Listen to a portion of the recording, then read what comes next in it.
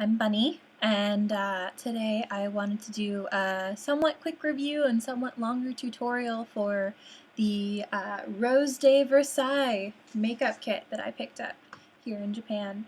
And I've got a couple weeks left in Tokyo, and so I've been sort of splurging on any remaining weird products that I wanted to try out before I left. And so I ended up going back for this, and I'm glad I waited because now it's on sale for 100 yen is about $1, so this is only about 16 bucks. And that's a pretty good deal for an eyeliner and mascara set, I would say. Definitely one that I am very pleased with. And so this is the set based off of the Rose de Versailles manga, and I will put a link down in the description if you are interested in reading that manga.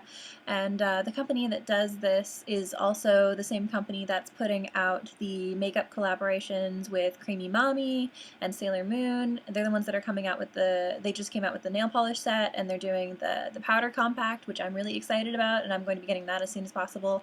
They're doing pre-orders right now, but I'm not sure if they'd be willing to send it outside Japan, so I'm still trying to get that page translated and figure that out, and so I'll be ordering one of those powder compacts soon, because the compact is made to look like Sailor Moon's transformation brooch, and I'll also link that down in the description. So this was also a I think I can do it better sort of example, because with the kits you get the box, you get the 2 mascaras, and then you also get a how-to book of so a little tutorial of how to look like their Marie Antoinettes and how to look like their Lady Oscar, and maybe I'll try the Lady Oscar look sometime in the future. She has much more of a winged, narrow cat eye look, but of course the Lady Marie Antoinette is sort of a very typical shoujo manga sort of look, and I wanted to try attempting that on my own, especially because the result of their tutorial is this.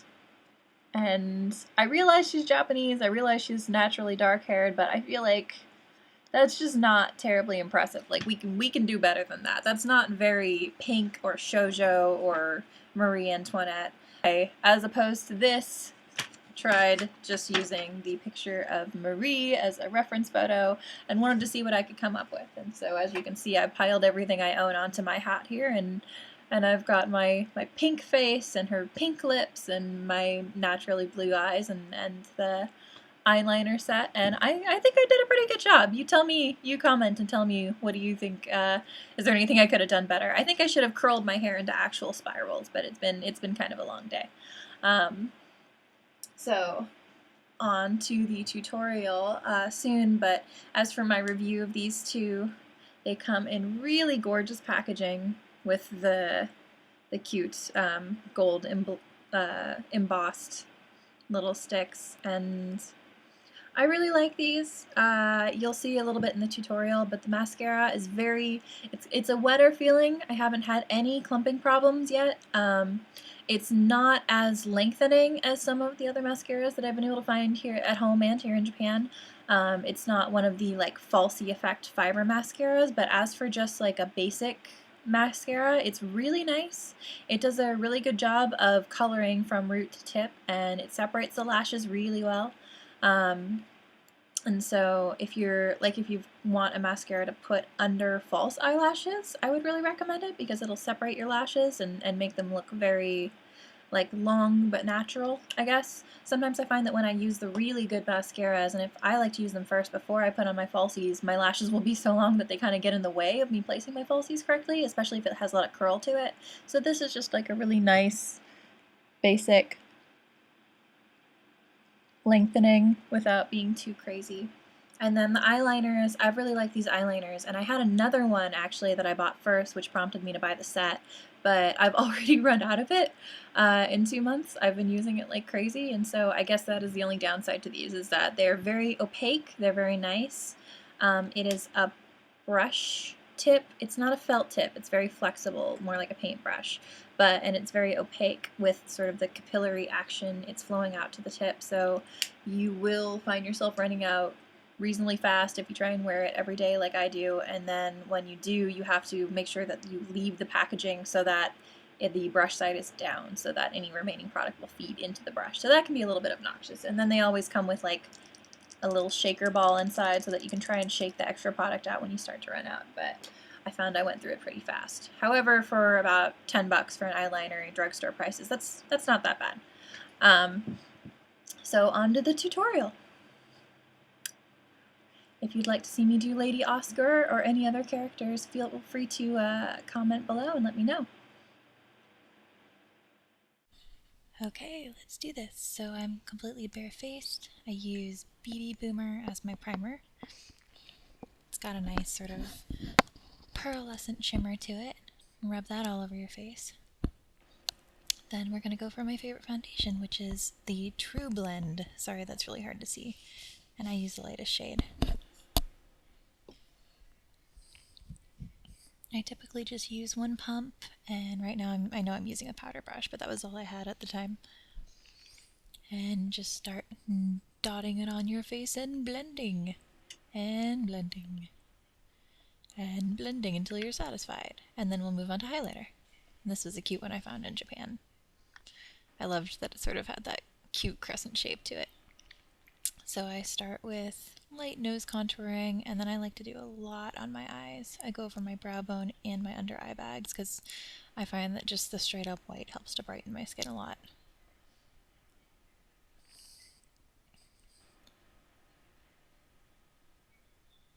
And then a little bit over your Cupid's bow and your chin. And then dust a little bit on your forehead to sort of get all the high points of your face. And then we'll move on to blush. I really like this light gradiented one because it gives you some options for how you want to do your blush, and I really like to gradient it a little bit. So I'm starting with the lightest shade up there and sort of focusing on that, and then I dust it all over my cheeks, sort of wider than you would normally do your blush. And then I go back down into the deeper pink, and then I dust it again just over sort of the apples of your cheeks in the center, and then you get this really nice sort of gradiented natural rosy cheek effect, which I like a lot better than just having sort of like one flat color over your whole cheek. So doing the same thing where I'm taking a light pink and dusting it around the whole cheek, and then I take the darker pink and I dust it just in the center and then blend it all together. And I really like this blush from Forever 21 because it's sort of cheap and not terribly pigmented, which doesn't sound that great, but then it means you can really like pile it on and just amp it up and feel really pink without actually looking super clownish.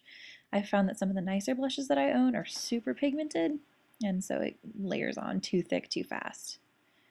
This is a dollar store eyeliner I got in Japan because I didn't actually have an eyeliner stick with me. I forgot to bring one, but it was extremely regrettable.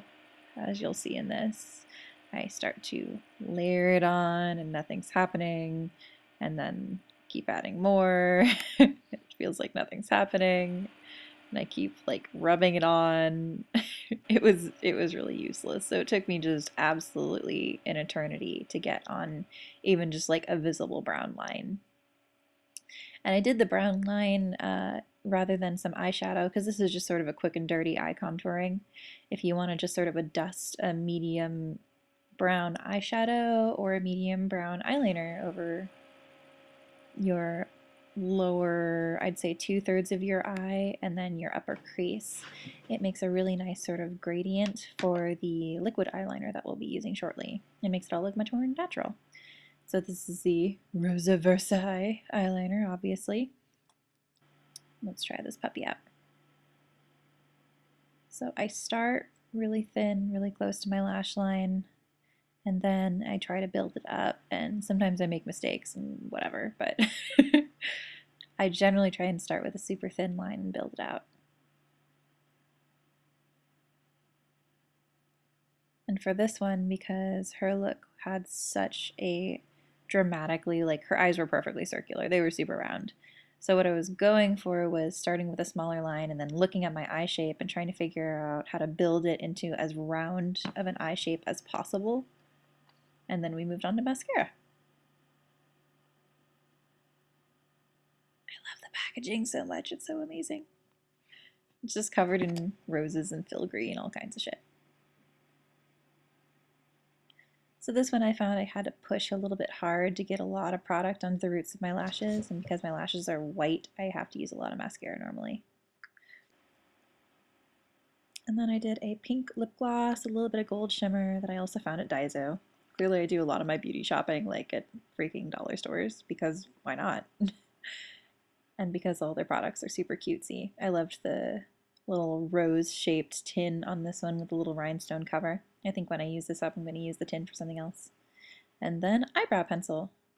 The super cheap eyebrow pencil was significantly better than the super cheap eyeliner. That's all I have to say. Sorry I didn't do a very good job of showing how I did my eyebrows, but I just basically sort of drew them on as thinly as possible and then spoolied them out and made sure that they were nice and neat.